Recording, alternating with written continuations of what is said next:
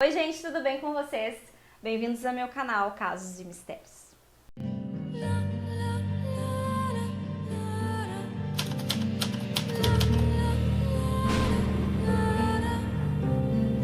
Oi meus misteriosos, sejam muito bem-vindos a Casos. Se você ainda não é inscrito no canal, já se inscreva aqui no canal, já ativa as notificações para receber todos os avisos, todos os vídeos que saírem aqui no canal. Me siga lá no Instagram casos.mistérios para ficar a par da minha vida, para saber um pouquinho mais de mim, para me conhecer um pouquinho melhor e também ver um pouquinho aqui dos bastidores aqui do canal. E não esqueça que segunda-feira agora, no dia do Halloween, sai um vídeo extra aqui no canal, um caso que ocorreu no Halloween. Se você não estava sabendo, já corre lá e assiste, depois desse aqui.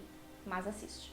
O vídeo, né, a história que eu vou contar pra vocês aqui hoje é sobre um assunto que eu não gosto muito de falar, mas é um caso que eu já conheço faz algum tempo e deixar assim bem aberto em relação à opinião de vocês sobre isso, porque ele é um caso muito polêmico. Porque ao mesmo tempo que muitas pessoas creem que aquilo ali realmente era aquilo ali, eu vou contar, as pessoas se dividem muito, né? As opiniões se dividem muito que aquilo não foi aquilo e que realmente foi outra coisa, que eu vou contar no decorrer do vídeo. Fiquem ligados que o caso que eu vou contar hoje pra vocês é o caso do exorcismo de Elizabeth Mitchell.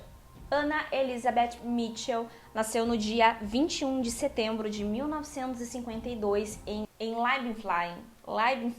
Gente, eu não sei falar isso, mas eu vou deixar um nome escrito aqui para vocês, que é uma cidade na Alemanha. Os pais da Elizabeth, eles eram muito religiosos, eles eram católicos, eles eram aquele tipo de família, né, bem tradicional, que vai na igreja sempre que pode, que está sempre ensinando aos filhos o que é certo, o que é errado, ensinando sobre a Bíblia.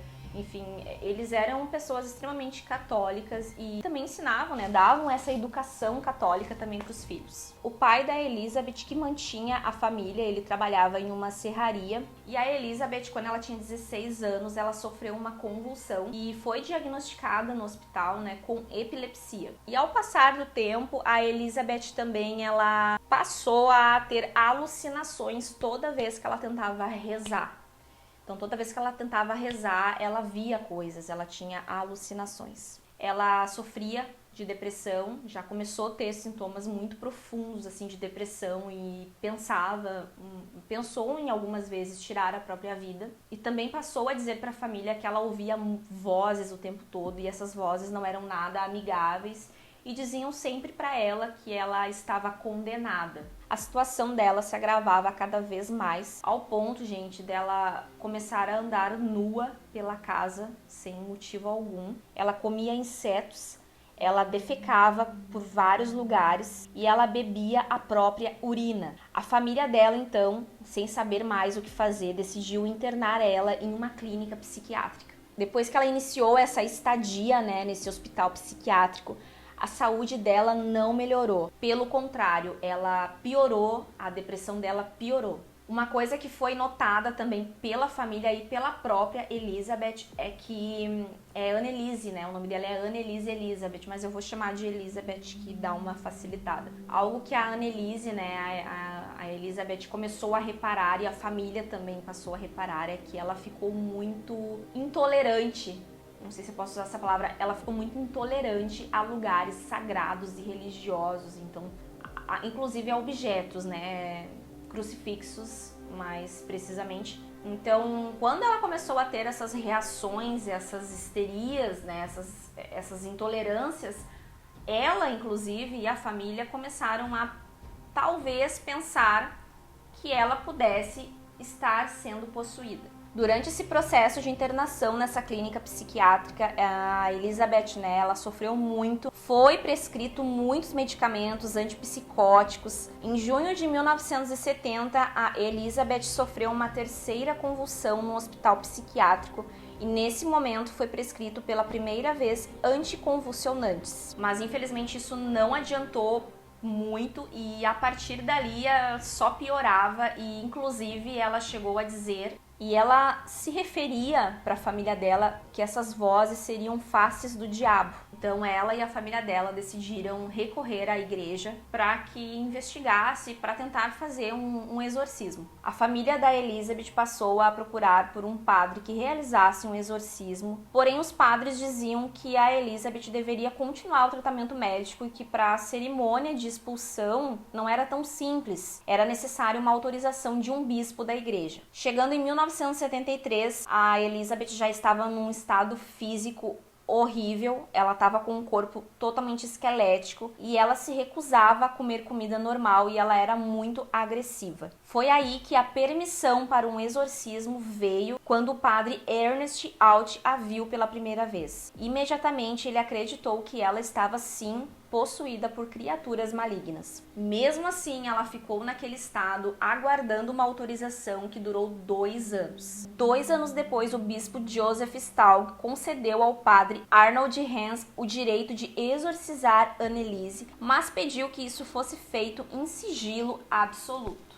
Aí que vem, né? Será que realmente era algo que eles tinham certeza que era uma possessão? Ou será que eles sabiam que poderia ter risco de morte? Vamos continuar.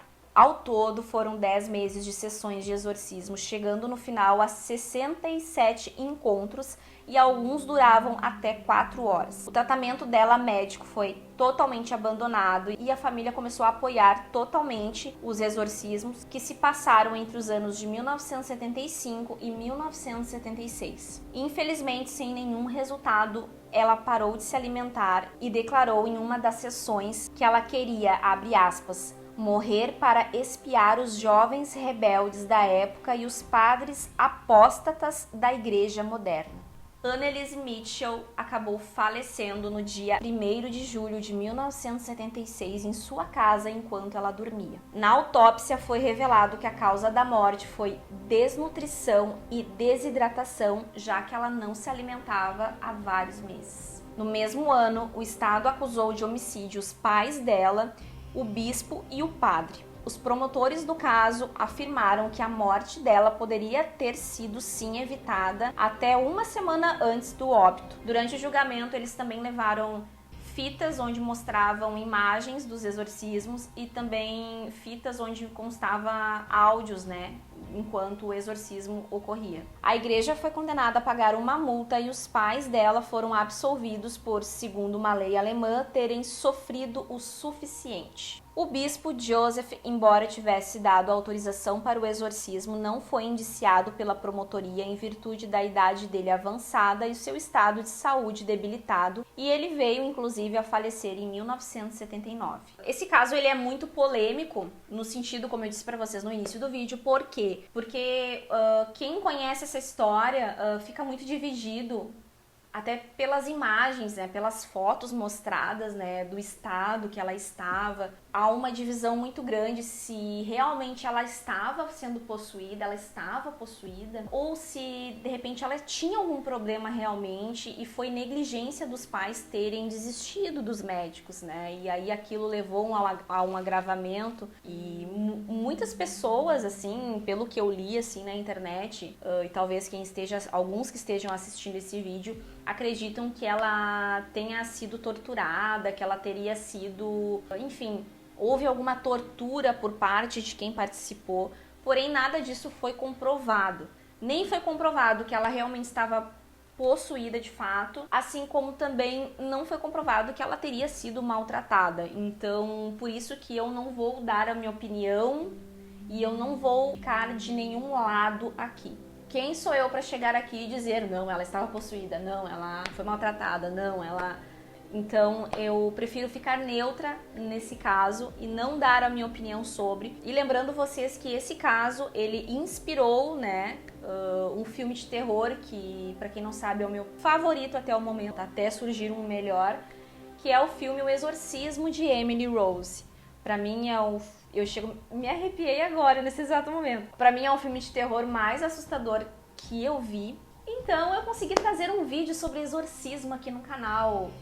Os únicos vídeos de exorcismo que tem aqui no canal, além desse agora que eu trouxe, é as 2 histórias dos filmes Invocação do Mal. Então eu tenho aqui, pra quem não sabe, tá aqui o cardzinho, Invocação do Mal 1 e Invocação do Mal 2, eu conto a história real por trás dos filmes, e agora é o terceiro vídeo aqui no canal contando sobre a história real por trás do filme, do meu filme favorito de terror. Então, se você gostou desse vídeo, já deixa o like aqui, já compartilha com os amigos, já se inscreva aqui no canal, siga lá no Instagram casos.mistérios.